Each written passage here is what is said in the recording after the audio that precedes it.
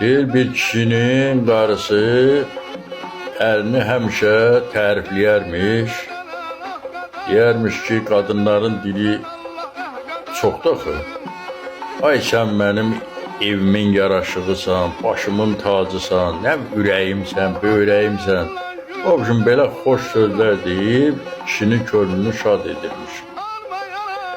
Kişi də baxır görür ki, mən buna necə hörmət edeyim, qərara gəlir ki, bunu hacca göndərsin. O üçün arvadı göndərir həccə. Arvad gedib həcc olub qayıdandan sonra kişi bir xeyli görür ki, arvad məni heç də tərifləyir, nə bir xoş söz deyir. Axırı buna dözə bilmir.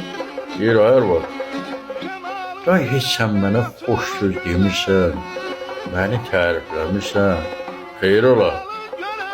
Deyir, kişi, daha həccə gedib gəlmişəm. Bundan sonra yalan danışa bilmərəm.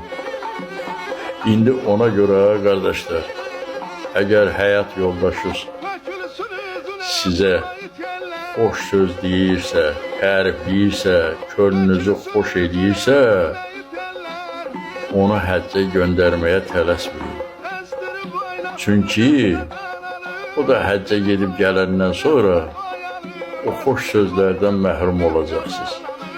Ona görə elə yalandan da olsa xoş sözləri eşidib könlünüzü xoş edin. Allah sizdən razı olsun.